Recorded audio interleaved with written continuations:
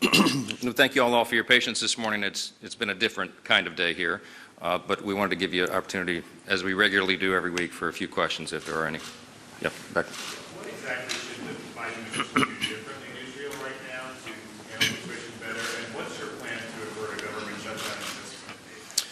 Well, as you know, we passed a bipartisan Israel support measure, which is exactly at the level that was requested by the White House and Israel.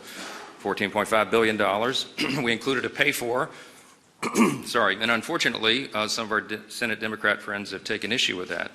What our point has been, and what we are requesting, urging the White House and the Senate Democrats to do, is to complete that package and get it over the line so that we can get Israel the support and assistance it needs.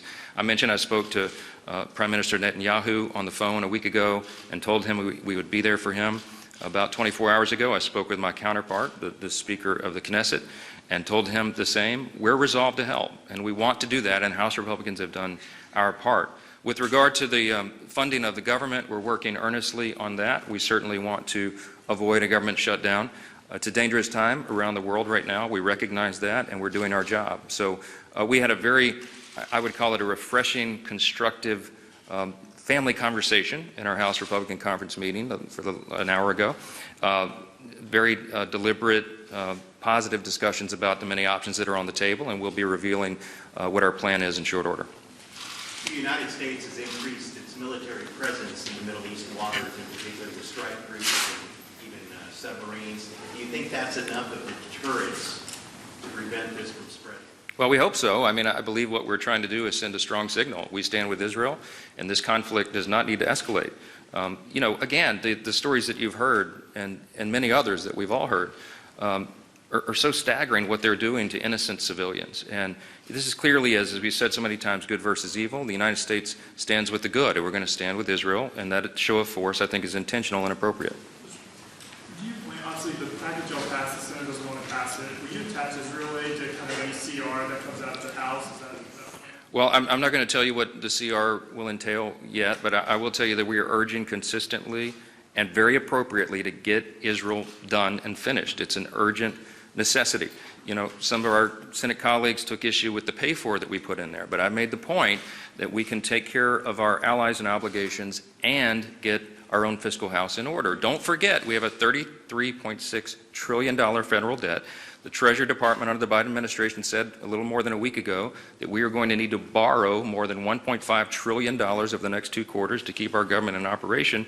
And we have to do these things simultaneously, and I believe we can. So we're urging that support as quick as we can. Can you just tell us more specifically when you expect to make a decision on a CR? Because again, just being 11 days out, we're getting very close to that clock.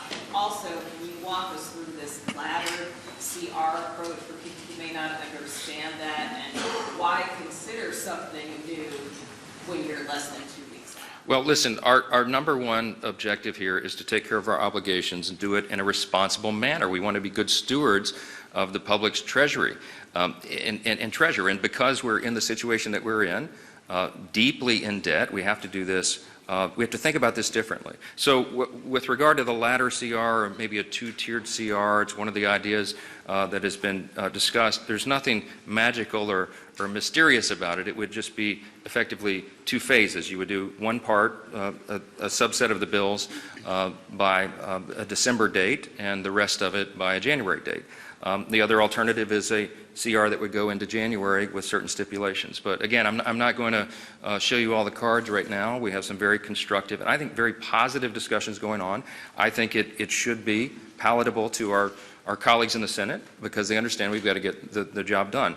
I'll tell you, I'm very encouraged, and I think the American people are encouraged when they see the hard work that's being done here. We made a commitment that we will get back to the business of actually passing appropriations bills. That has not been done here in a long, long time, as you all know.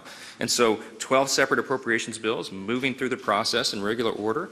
We're running up against the clock on November 17th, and we're obviously aware of that, but we are going to get the job done, and we're taking care of that business. So I'll give you more details soon. Let me go front row, sorry. So when it comes to this CR, obviously, as Nicole just mentioned, we're 11 days away.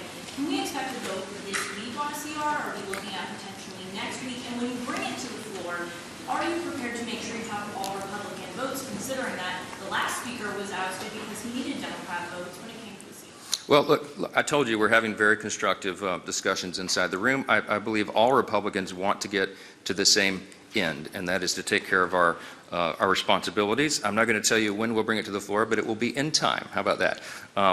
Trust us, we're working through the process in a way that I think the people will be proud of. And we've got a lot of business to attend to here, so thank you. Thanks a lot.